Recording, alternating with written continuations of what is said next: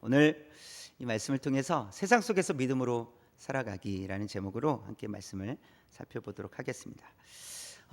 야곱은 드디어 기다리고 기다리던 이 라헬과의 결혼을 올리게 되는 장면입니다. 지난주에 살펴보았듯이 야곱은 7년이라는 세월을 어떻게 보냈습니까? 며칠처럼 이렇게 보냈어. 얼마나 라헬이 좋았으면, 사랑스러웠으면 7년이라는 기간을 며칠처럼 보냈습니다. 뿐만 아니라 이 리브가, 어머니 리브가를 잠시 잊고 지낼 수 있을 만큼, 그러니까 이제 부모를 떠나와서 그리움, 외로움을 다 잊어버릴 수 있을 만큼 마음의 안정을 주는 그런 여인이 라헬이라는 여인이었습니다. 결혼식이 시작이 되었고 야곱은 하객들과 함께 웃으며 이렇게 즐거운 시간을, 축가를 받으며 즐거운 시간을 보냈을 거예요. 그리고 기분이 좋아서 이제 잔치집에서 빠질 수 없는 게 당시에는 포도주였어요. 물 대신 포도주였고 또 포도주가 잔치집에. 그래서 요한복음 2장에서도 그 혼인집 잔치 때 예수님께서 무엇을 만드십니까? 물로 포도주를 만드시잖아요. 포도주가 반드시 필요했거든요. 그래서 잔치집에 이제 빠질 수 없는 그 포도주를 또 마시면서 아마 야곱도 좀 취했지 않았을까. 너무 기분이 좋아서 이런 생각이 듭니다.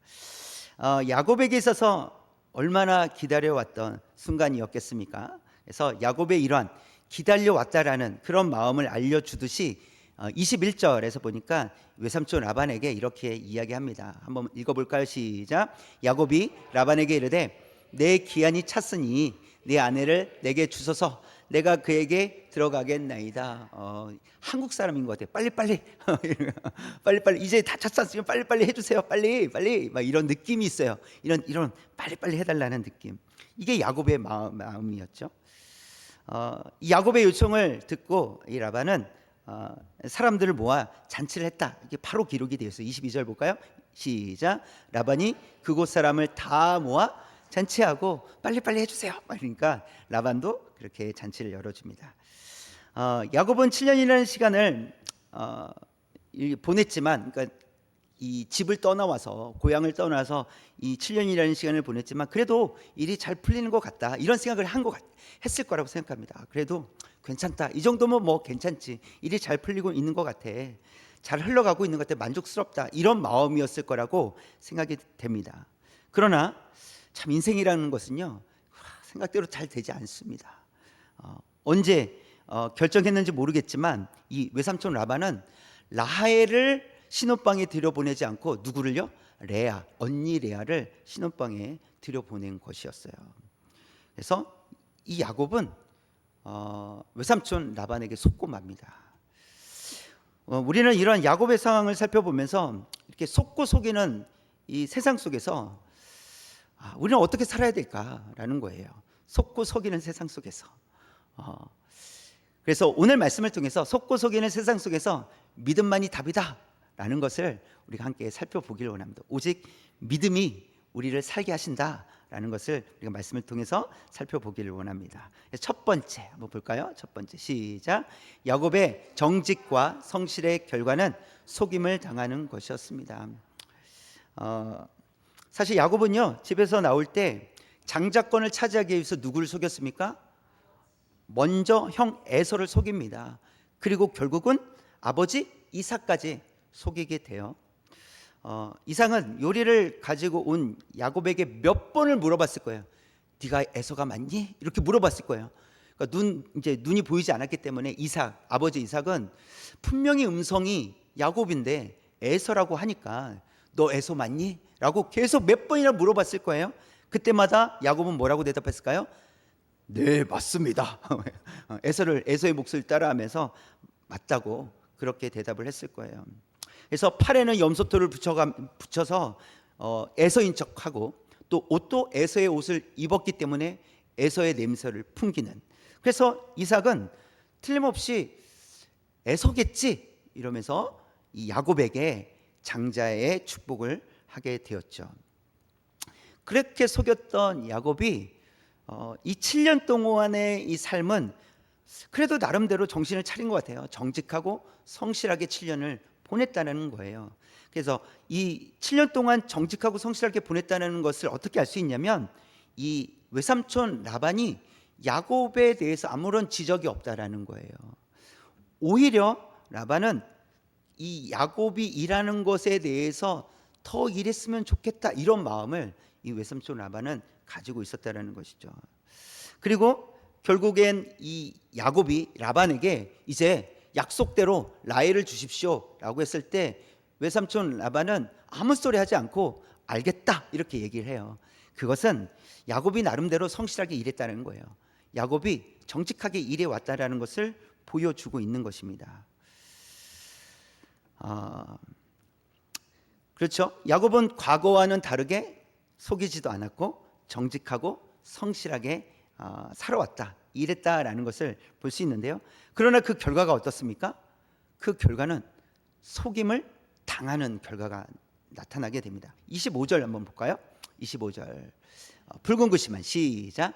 야곱이 아침에 보니 레아라, 외삼촌이 나를 속이심은 어찌 됨이니까. 아침에 보니까 레아인 거예요. 그래서 외삼촌에게 따진 거죠. 아니, 라헬과 결혼을 시켜달라고 했는데 왜 레아가 신혼방에 들어와 있습니까?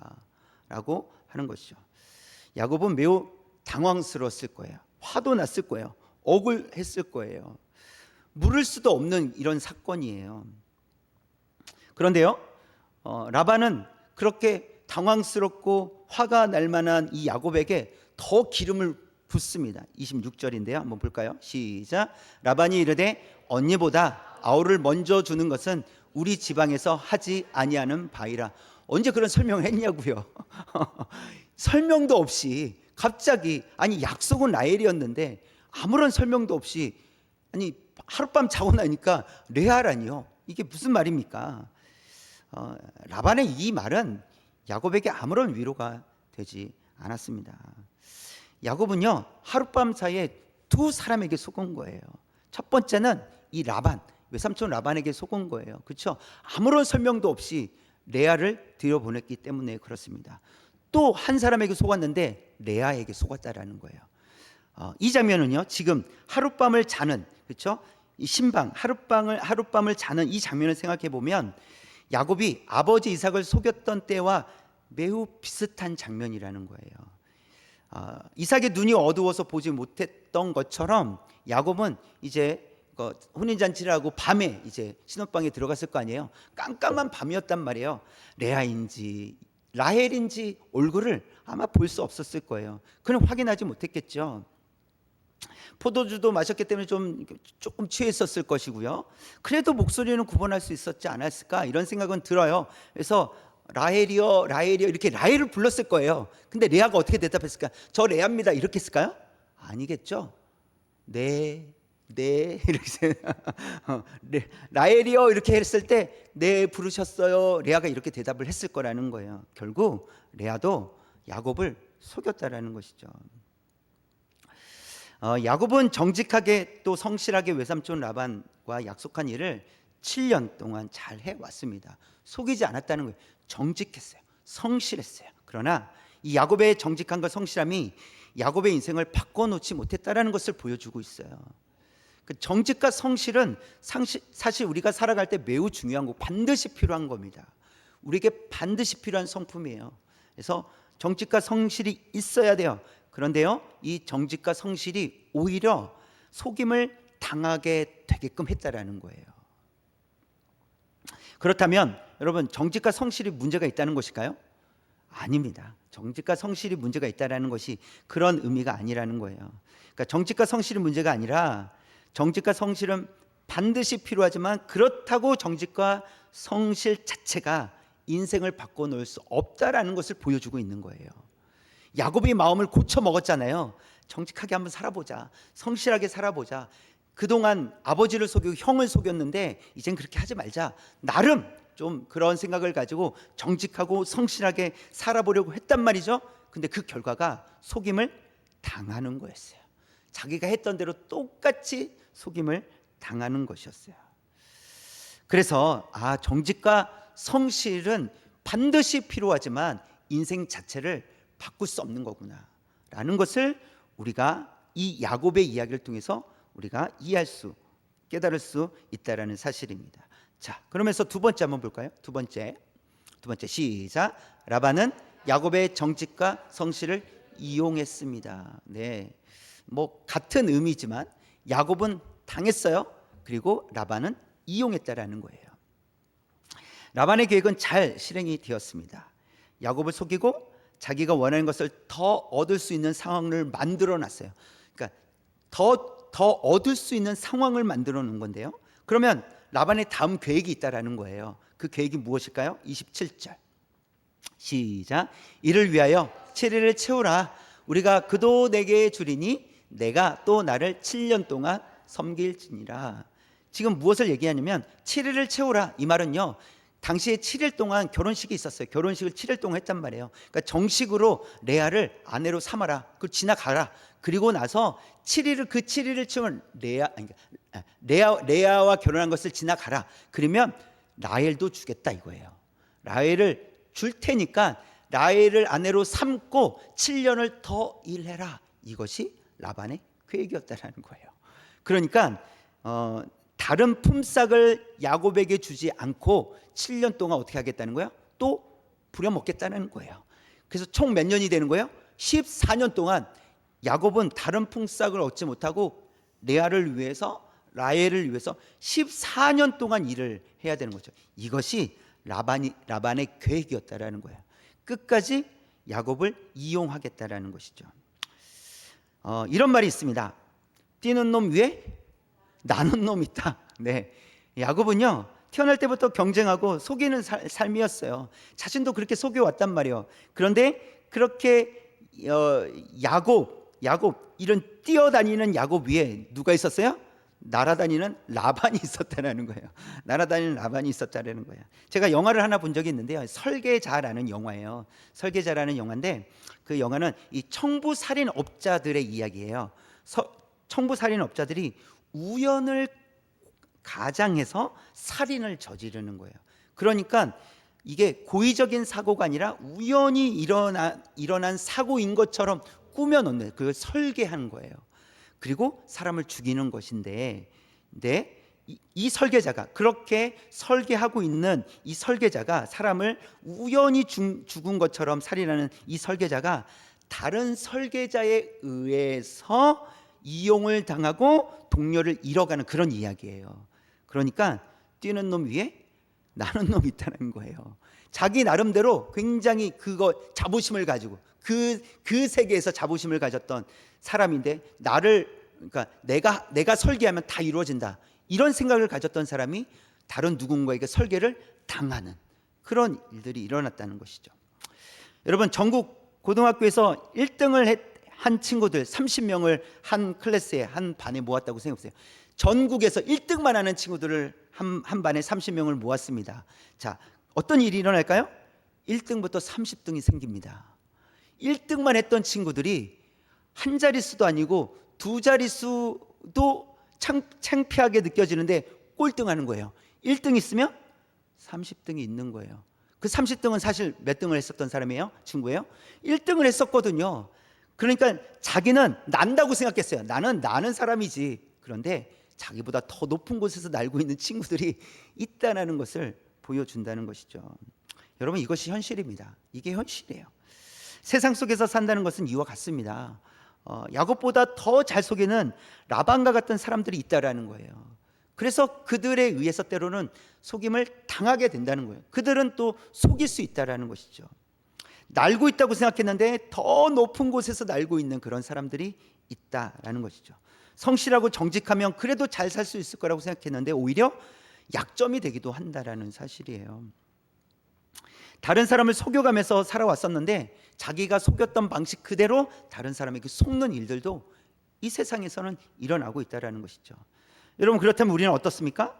우리가 뛰고 있다면 날고 있는 사람들이 있다는 거예요. 더 높이 날고 있는 사람들도 있다는 것입니다. 우리가 최선을 다하지만 우리가 그래서 이 정도면 나는 것 같다, 그래도 이 나는 수준은 된다, 그런데요 더 높이에서 나는 사람들도 있다는 거예요.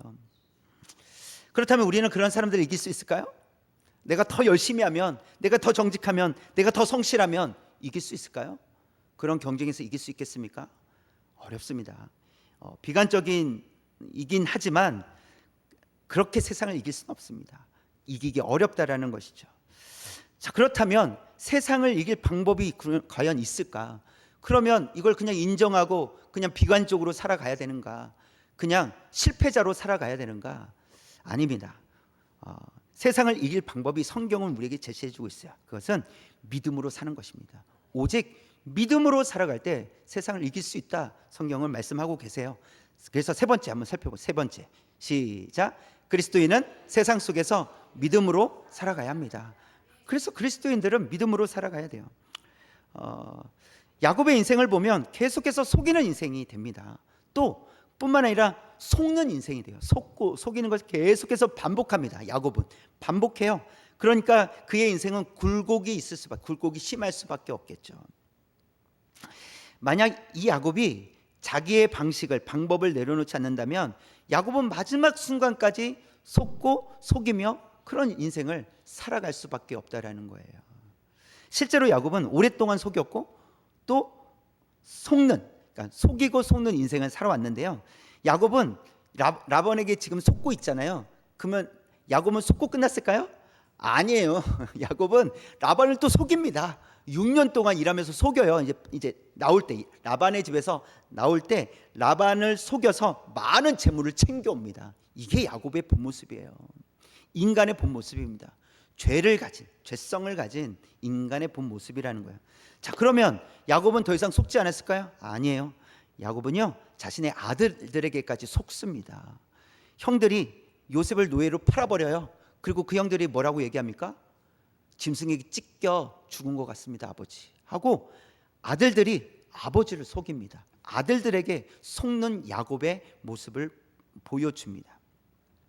여러분, 이것이 우리가 살아가는 세상 속에서 일어나는 일들이라는 거예요. 속고 속이는 세상이라는 것이죠. 그래서 이러한 일들이 일어나는 세상 속에서 성도는 정직, 성실보다 앞서서 무엇이 필요하냐면 믿음이 필요하다는 것입니다. 믿음으로 살아가야 된다는 거예요. 하박국 2장 4절 보겠습니다. 처음부터 시작. 보라, 그의 마음은 교만하며 그 속에서 정직하지 못하나 의인은 그의 믿음으로 말미암아 살리라. 의인은 어떻게 산다고요? 믿음으로 말미암아 산다. 이게 하나님의 약속의 말씀이라는 거예요. 믿음으로 살 수 있다라는 거예요. 그런데 왜 정직과 성실로 살 수 없느냐라고 말씀하시는 이유는 검은 글씨 보시면, 다시 한번 보시면, 보라, 그의 마음은, 사람의 마음은 뭐라고요? 교만하다라는 거예요. 또 그 속에서는 정직하지 못하다는 거예요. 그 말은 사람이 아무리 정직하려고 하고 성실하려고 해도 100% 정직하지 못하고 100% 성실하지 못하다는 거예요. 한계가 있다라는 거예요. 그런 의미 때문에, 완벽하지 않기 때문에, 그래서 정직으로도 살 수 없다라는 거예요. 성실하다고 해서 살아낼 수 있는 것이 아니라는 거예요. 그래서 의인은 믿음으로 살아야 된다라는 것을 우리에게 말씀해 주고 있습니다. 그래서 성도는, 그리스도인들은 믿음으로 살아가기를 힘써야 된다라는 것을 말씀합니다. 그렇다면 믿음이 무엇일까? 성경에서 믿음을 무엇이라고 얘기할까? 에베소서 2장 8절입니다. 시작. 너희는 그 은혜에 의하여 믿음으로 말미암아 구원을 받았으니 이것은 너희에게서 난 것이 아니요 하나님의 선물이라. 그 은혜는 하나님의 선물이에요. 그러니까 은혜의 결과로서 믿음을 주셨다라는 거예요. 그러니까 믿음은 하나님의 은혜의 결과다. 하나님께서 은혜를 베풀어 주셨다라는 겁니다. 자, 그래서 이 믿음이 누구로부터 왔을까? 로마서 10장 17절 시작. 그러므로 믿음은 들음에서 나며 들음은 그리스도의 말씀으로 말미암느니라. 믿음은 들음에서 나는데 그 들음은 누구의 말씀입니까? 그리스도의 말씀, 곧 하나님의 말씀이라는 거예요. 그러면 믿음은 누구에게로부터 온 거예요? 하나님께로부터 온 것이 믿음이라는 거예요. 정직과 성실은 내가 가지고 있는 거예요. 내가 만들어내는 거예요. 근데 믿음은요, 내가 만드는 것이 아니라 하나님께로부터 받는 것이에요. 그러니 세상을 이길 수 있는 힘은 정직과 성실이 아니라 하나님께서 주신 믿음이다 라는 것을 우리에게 말씀해 주고 있습니다. 그렇다면 하나님께로부터 믿음이 왔으니 우리는 이 믿음을 가졌다면 무엇에 반응하게 되어 있습니까? 하나님의 말씀에 반응하며 살아가게 된다라는 거예요. 몇 가지 살펴보면 첫 번째 읽어볼까요? 시작. 믿음은 내가 원하지 않아도 하나님의 뜻대로 하는 것입니다 하는 거예요. 내가 원하지 않아도 하나님의 뜻대로 하는 것이에요. 겟세마네 동산에서 예수님께서 기도하셨습니다. 나의 원대로 하지 마옵시고, 처음에는 이 잔을 내게서 옮겨 주옵소서. 예수님도 생각이 있으세요. 계획이 있으시고 원하는 게 있으세요. 그런데 결국은 뭐라고 고백하십니까? 나의 원대로 마옵시고 아버지의 원대로 하옵소서. 이게 믿음으로 반응한다는 거예요. 그래서 믿음이라는 것은 내 뜻이 아니라 하나님의 뜻대로 살아가는 거예요. 내 뜻이 옳다고 여길 수 있어요. 그래, 이게 맞아 라고 내가 생각할 수 있어요. 그러나 하나님의 뜻이 내 생각과 다르면 어떤 것을 선택해야 된다는 것입니까? 하나님의 뜻을 선택하라. 이것이 믿음이다. 그리고 믿음이 있으면 하나님의 말씀에 반응하게 된다라는 것을 말씀해 주고 있어요. 자, 그 다음에 두 번째 시작. 믿음은 힘이 있어도 사용하지 않습니다. 믿음은 힘이 있어도 사용하지 않는다라는 거예요. 예수님께서는 이렇게 말씀하셨어요. 내가 12군단 더 되는 천사를 내가 부를 수 없을 줄 아느냐, 이렇게 말씀하세요. 12군단이라는 것은 최소한 한 군단에 4,000명에서 6,000명이에요. 그래서 최소 48,000명이에요. 그러니까 48,000의 이상의 천군 천사들 단번에 내려오게 할 수 있다. 그러나 예수님은 그 방법을 사용하지 않으셨다는 거예요. 힘이 있으셨지만 그 힘을 사용하지 않으셨어요. 왜냐하면 하나님의 뜻은 힘이 아니라 사랑으로 구원하시기 것이 하나님의 뜻이었기 때문에 그렇다라는 거예요. 이것이 하나님의 뜻입니다. 즉 예수님은 우리의 생명을 위해 힘을 사용하지 않으시고 자신의 죽으심을 통해서 우리를 살리셨다는 거예요. 하나님의 뜻을 이루셨다라는 것입니다. 그래서 믿음은 힘이 있어도 그 힘을 사용하지 않는 거예요. 왜? 하나님의 뜻이 아니기 때문에. 그래서 하나님의 뜻대로 하나님께서 우리에게 보여주신, 또 예수님께서 우리에게 보여주신 것은 사랑이라는 거예요. 사랑의 힘으로 하나님의 뜻을 이루어갈 수 있다라는 것입니다. 자, 세 번째 시작. 믿음은 행함으로 나타날 때 힘이 생깁니다. 결국 믿음은 그냥 입으로 말로 하는 것이 아니라 행함으로 나타날 때 힘이 생긴다는 거예요.